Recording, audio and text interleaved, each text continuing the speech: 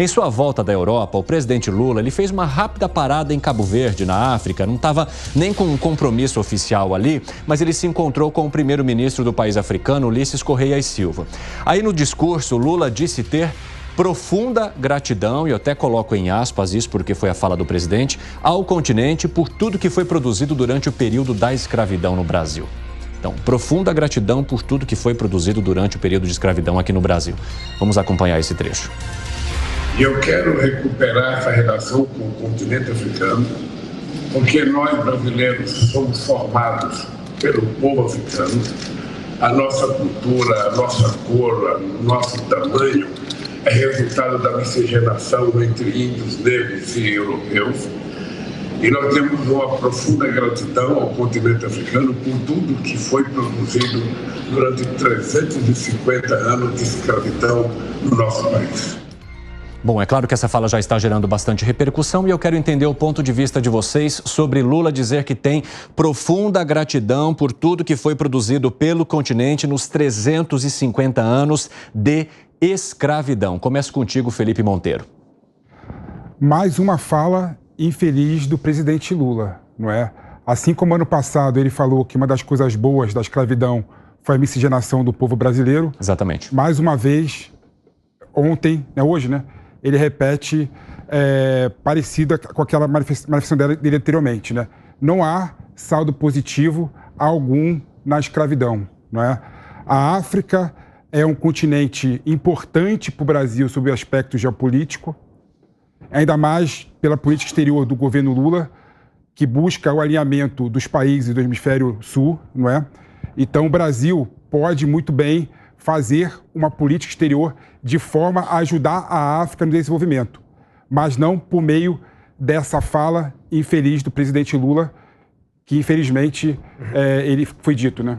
Nem por meio de uma possível gratidão à escravidão. Gratidão à escravidão é um termo que junto não funciona, né? Nem aos ouvidos e muito menos para as pessoas que estudam todo esse movimento e que depois de tudo que acompanhamos ao longo de todo esse período e que agora a gente precisa contar essa história exatamente para chamar a atenção por tudo de pavoroso que foi praticado lá atrás. O que foi essa fala que o Felipe Monteiro citou, que Lula disse lá em março passado? Toda a desgraça que isso causou ao país causou uma coisa boa, que foi a miscigenação da mistura entre indígenas, negros, europeus, que permitiu que nascesse essa gente bonita aqui. Essa foi a fala de lá, que já foi bastante criticada. Agora Lula tem a de cá ao lado do primeiro-ministro africano. Como é que você enxerga isso, Alan Gani? Foi uma fala horrorosa. A escravidão é algo que manchou a nossa história, que tem efeitos, tem consequências até hoje, né?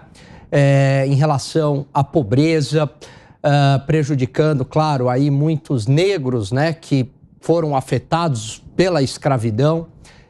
E aí mostra quando o presidente Lula ele fala de improviso, ele acaba falando essas besteiras. Em menos de 2 dias, ele soltou essa besteira e soltou outra, né? Dizendo que que tem que exterminar adversários, uma fala também de ditador.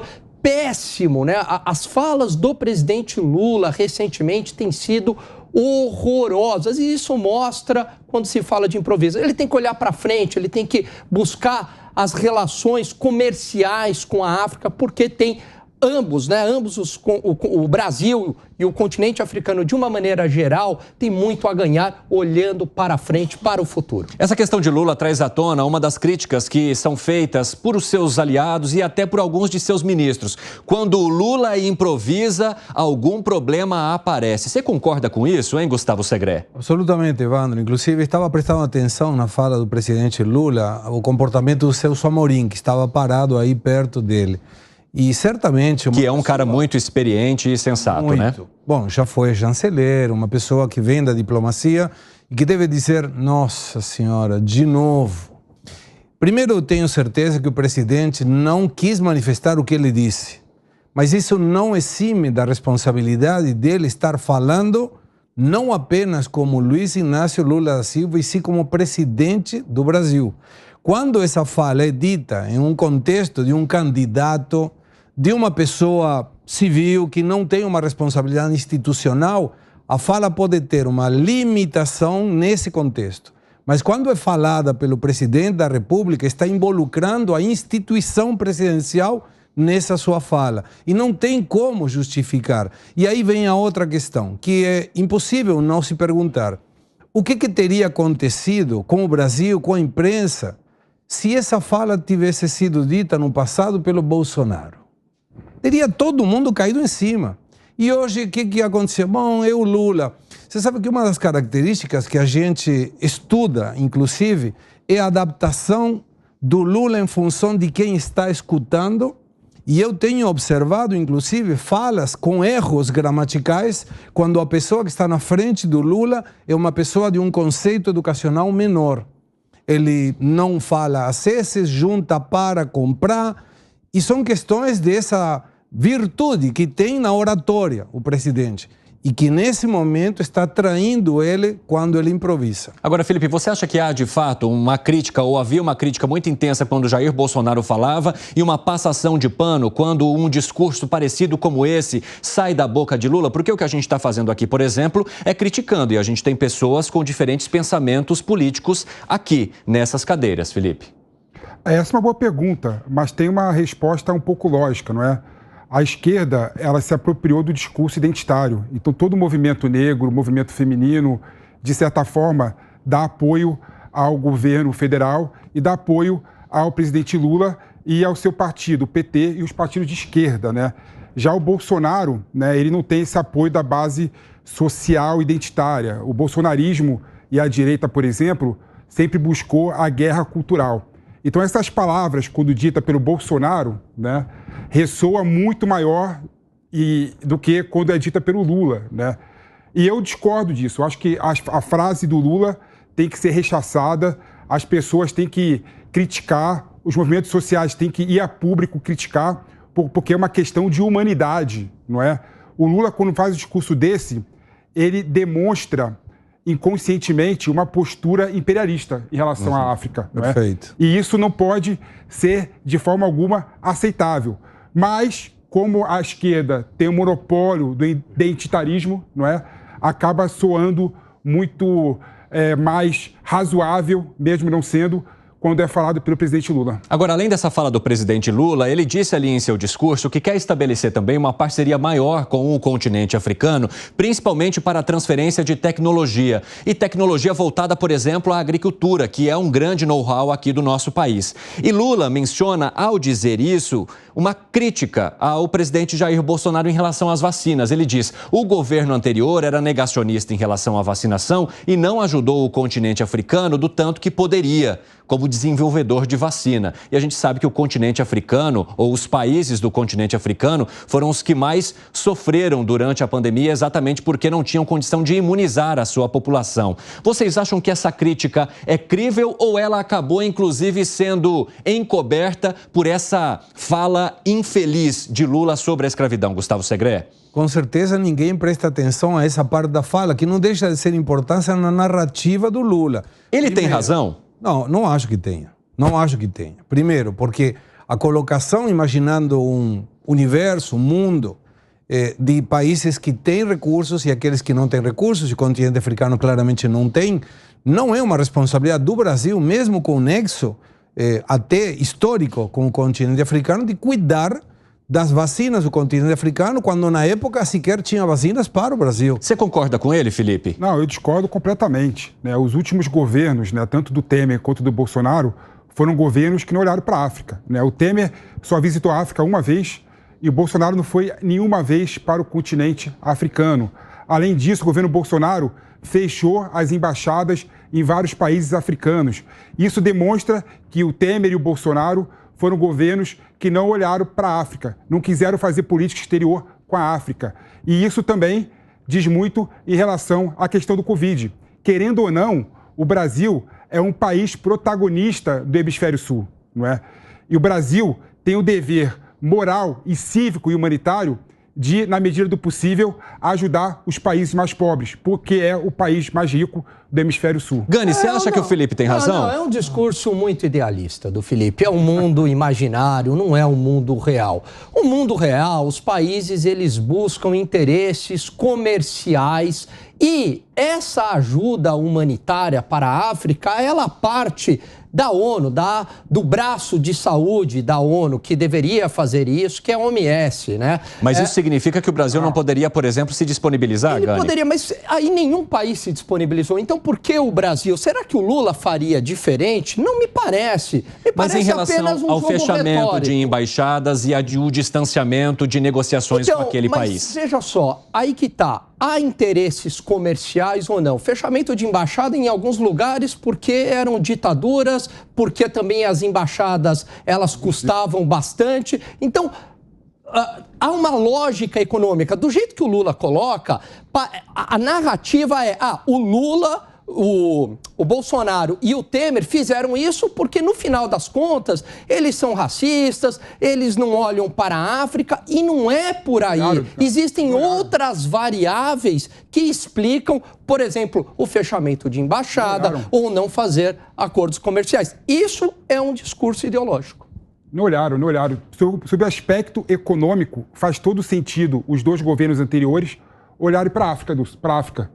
Porque a África é muito importante para o Brasil sob todos os aspectos, né? Quais todos? O Brasil, como tem uma agricultura pujante, um agronegócio pujante, e a África tem grande parte do território dela com áreas, né, improdutivas, né? O Brasil poderia muito bem levar a Embrapa para levar tecnologia para a África e alinhar com a África, por exemplo, para vender produto para o mundo todo. Podia até fazer o PEP dos alimentos.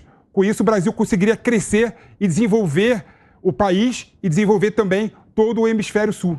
Olha que coisa bacana. Então, sob o aspecto econômico, o governo Bolsonaro e o governo Temer tiveram uma postura injustificável em virar as costas para a África. Os nossos maiores parceiros comerciais são Estados Unidos. Esse é um discurso que apela para emoção. Os nossos maiores parceiros comerciais, Estados Unidos, China, porque não desenvolver outros mercados. Não dá para ter esse mundo que dá para fazer absolutamente tudo. Você tem uma escala de prioridade. Mas olha que engraçado, Alan. A gente vende produtos primários para a China e para os Estados Unidos e não vendemos produtos qualificados para esses países. Primeiro que a gente podia vender manufatura para a África. Vende só poderia desenvolver primário. A indústria do Brasil.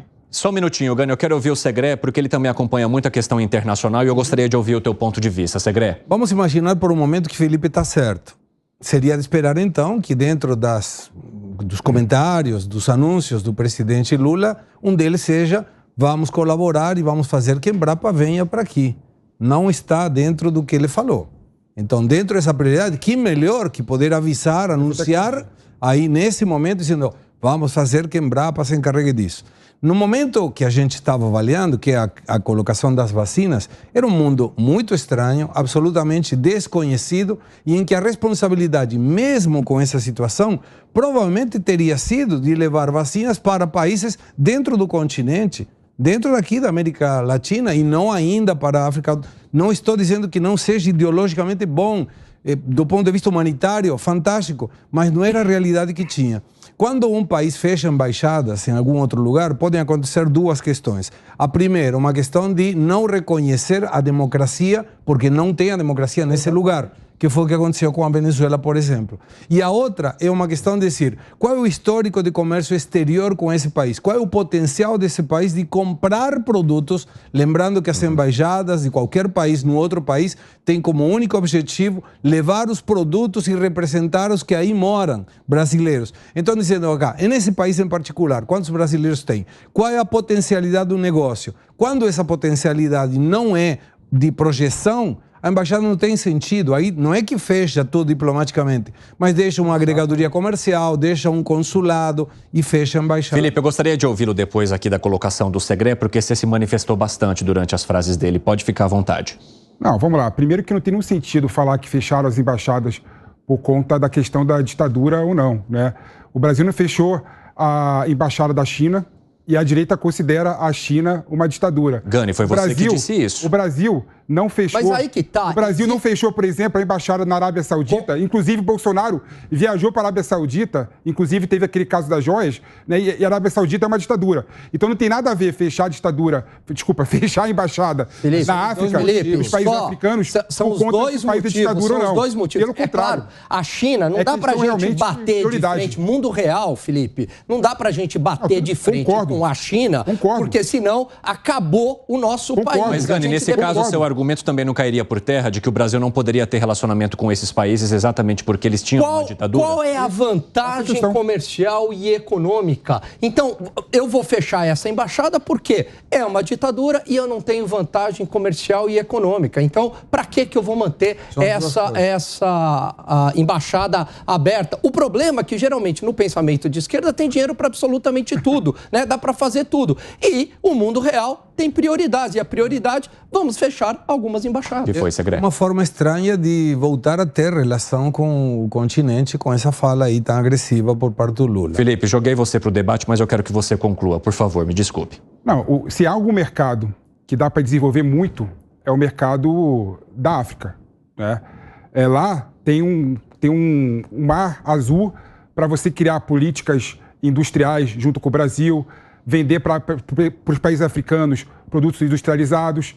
E isso será muito benéfico para o Brasil, que tem uma indústria cada vez menor por conta que a agricultura, focado na agricultura, né? E você sabe muito bem, Alan, que quando o país tem agricultura como um motor da economia, isso tem efeitos internos, que é a doença holandesa.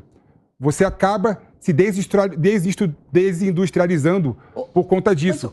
E isso faz com que o Brasil perca uma grande oportunidade de olhar um grande mercado, que é o mercado africano, para vender produtos manufaturados que nenhum país do mundo quer. Primeiro, no Brasil. Nenhum país do mundo quer. Primeiro, você tem uma ideia de que o agronegócio do Brasil é extrativista. O agronegócio do país, ele passa pela agropecuária lá na extração, na agricultura e pecuária, vai para a indústria e setor de serviço. Basta olhar as imagens do agronegócio produzindo, né? Ele é um agronegócio que também está ligado à manufatura. Você pega caso de grandes empresas, né, que exportam, que não estão exportando a carne in natura, né, mas produtos industrializados. O agronegócio, Felipe, ele representa 27,5% do PIB e essas empresas, elas vão buscar onde que tem mercado consumidor. Onde é que hoje tem mercado consumidor? China, Estados Unidos e União Europeia. E que pague, mas de produto primário. De produto primário. Eu quero reindustrializar o Brasil. Eu quero desenvolver a indústria brasileira.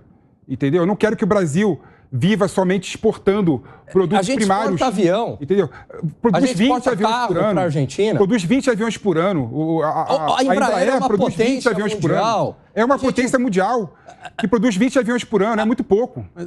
Segré, conclua para a gente poder ir para o próximo tema, porque a gente está com o nosso cardápio recheado. Dá a sensação de que esse é o primeiro governo Lula. Já aconteceu isso no passado. E quando a gente teve o governo anterior, inclusive Dilma, não teve essa expansão industrial dos produtos brasileiros para a África na época.